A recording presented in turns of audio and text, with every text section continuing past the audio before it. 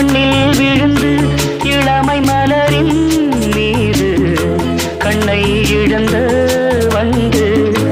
தேக சுகத்தில் கவனம் காட்டு வழியில் பயணம் கங்கை நதிக்கு மண்ணில் அணையா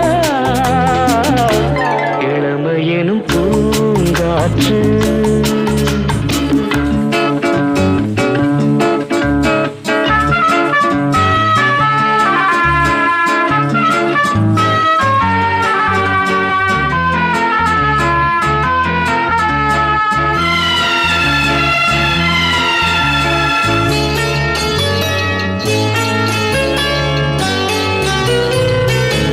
அங்கம் முழுதும் பொங்கும் இளமை